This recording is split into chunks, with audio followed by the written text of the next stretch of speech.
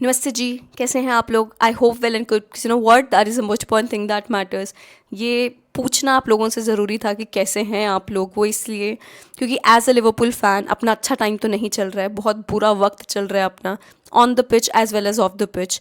साला कंट्रोवर्सी कई लोगों के लिए, कई पंडित्स के लिए, दूसरे फुटबॉल फैंस के लिए एक बहुत बढ़िया गॉसिप का टॉपिक हो सकता है कि भाई ये गलत है, वो गलत है। अपने लिए as Liverpool fans it's a proper losing situation. It's a proper that sort of a situation in which there is nobody who's winning in this particular thing. क्योंकि साला ने बाहर आके जो भी बोला, जैसी भी चीज़ें बोली, बहुत लोग उसको सपोर्ट कर रहे हैं, but maximum of them are Liverpool fans, but majority of the people are against him. They don't think कि उसको इस तरीके से आके बोलना चाहिए था। जो घर की चीज़ें हैं, घर के बवाल हैं, घर के स्यापे हैं, वो घर में ही ख़त्म करने चाहिए थे, घर में ही बात करनी चाहिए थी। बट आप खुद सोचो, a player of that calibre who has given so many years to Liverpool and has performed, it's not like he has not performed. His numbers speak for itself. He has performed year after year for Liverpool, season after season for Liverpool, and suddenly, like, you pretend, you make it look like that only he is the problem. It does look like that, don't you think? जब से मोहम्मद साला को बिठाया है, 3 games हुए हैं। I understand some will say सिर्फ 3 ही games हुए हैं, and as a Liverpool fan I also say this कि काफ़ी कुछ अब ले जाऊँ मुझे 5-6 गेम्स पहले, तब मैं भी ये चीज़ बोल रही होंगी कि यार साला को बेंच करो। मैंने भी बोला होगा ये चीज़, डेफिनेटली बोला होगा, बट ये सारी चीज़ में ऐसा नहीं है कि मैंने दूसरे प्लेयर्स के बारे में नहीं बोला कि उनको भी बेंच करो, या वी नीड समथिंग एल्स, या we need some bold tactics from the manager. But what my manager does is वो क्विक फिक्सेस करते हैं। वो ऐसा करते हैं कि देखो, आज इसको बिठा दिया, आज इसको ले आए, कल इसको नहीं लेके आए, चाहे कोई प्लेयर अच्छा परफॉर्म कर रहा है, उसको नहीं बनती है उससे तो वो खिलाएंगे नहीं। So there are many many things that I don't like about my manager, but we are in a situation जहाँ पे हमको या तो टीम आर्ने स्लॉट होना पड़ेगा या team Salah, because that's what the situation in, and I think that my club is going to support Slot for sure, and I don't think Salah is going to travel to San सिरो।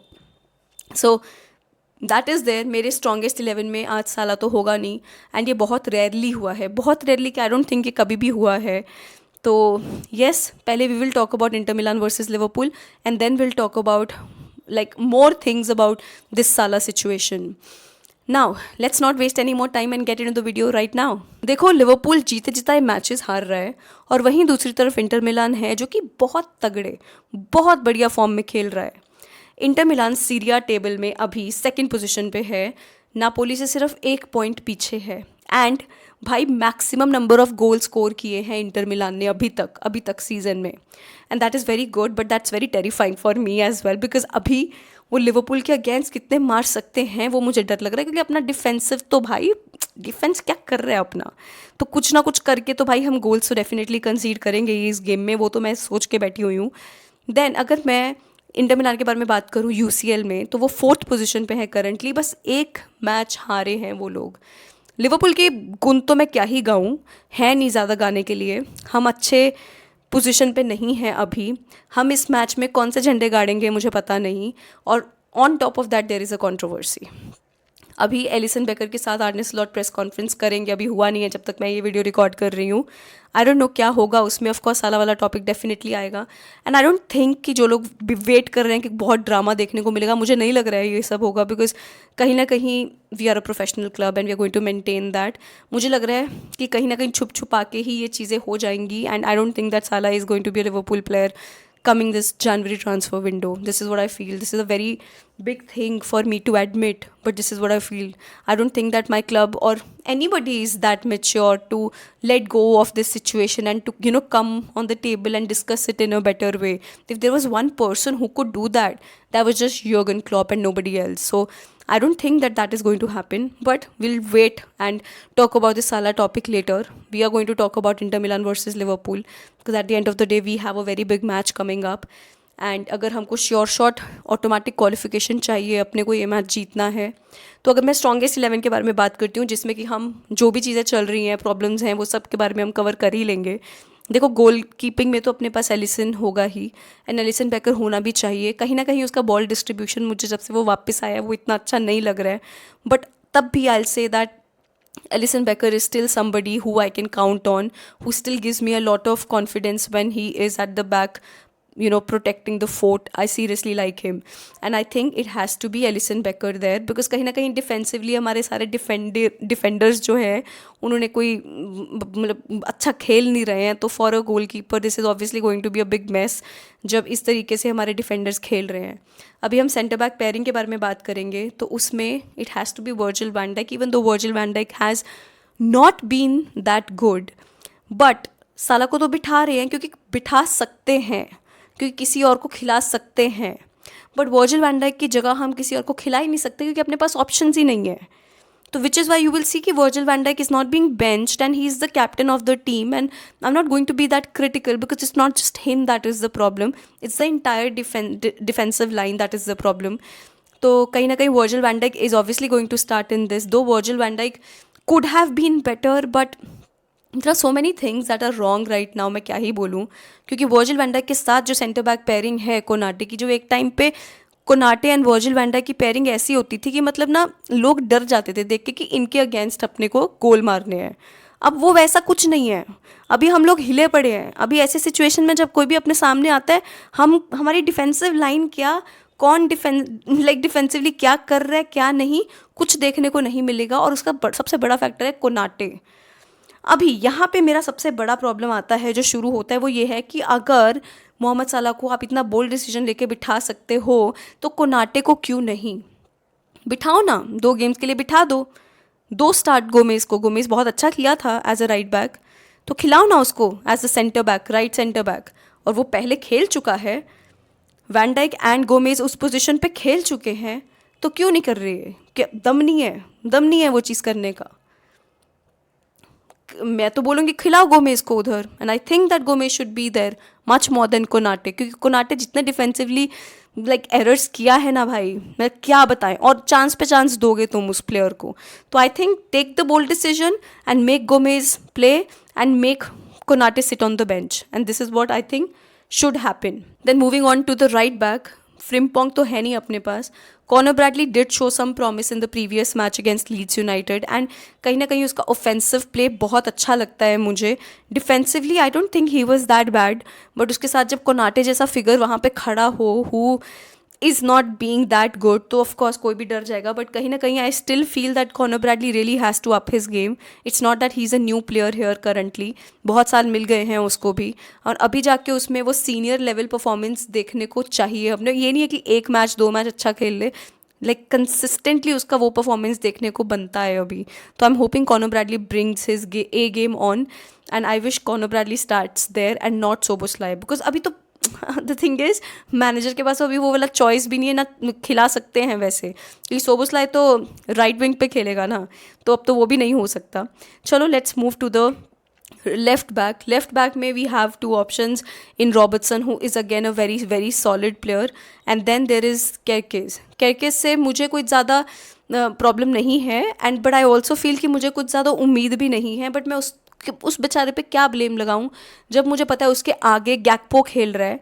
गैक्पो एक 1 dimensional player है जो कि बहुत सही जगहों पे होता है, बहुत सही टाइम पे, लेकिन उस चीज़ का करना क्या है वो उसको समझ नहीं आता है. वो बस वो 1 ट्रिक पोनी जैसे एक ही चीज़ करेगा, बारी बारी करेगा और करता रहेगा. तो I am of course very very irritated of Gakpo. But Kerkez के आगे जब गैक्पो होगा, जब केरकेज उसको बॉल पास करके रन लेता है एंड गैक्पो उसको वापस बॉल नहीं देता, तो क्या ही कर लेगा बंदा. तो which is Y I feel ठीक है, उसको वहाँ पे उस पोजीशन पे हम केरकेज को चांस दे सकते हैं. But even if Robertson is there I won't mind, but if I have to pick one I will go for Kerkez in that particular position, and in case it's not working out then definitely will get Robertson on as a substitute. Now moving forward in this midfield, जहाँ पे हमारे पास बहुत सारे players हैं और वहीं हमारे forwards बन रहे हैं आज के टाइम पे, तो of course it has to be Gravenberch and Curtis Jones. Curtis Jones is the only player after Szoboszlai who shows some spirit, and वो मोमेंटम गिरा के खेलता नहीं है जो मैकेलिस्टर कर रहा है आजकल। वो मोमेंटम गिरा देता है, वहाँ पे गैक्पो है जिसमें स्पीड नहीं है, तो फिर ऐसा लगता है कि एकदम ही कोई भी आके अपने से बॉल लेके चला जाएगा। एंड कहीं पे भी वो जो चांसेस क्रिएट करने हैं, जब तुमको काउंटर अटैक में हिट करना है, वो वाली टाइम पे जब तुमको पेस बढ़ाना है, वो एकदम भी दिखता नहीं है। But Curtis Jones shows the spirit.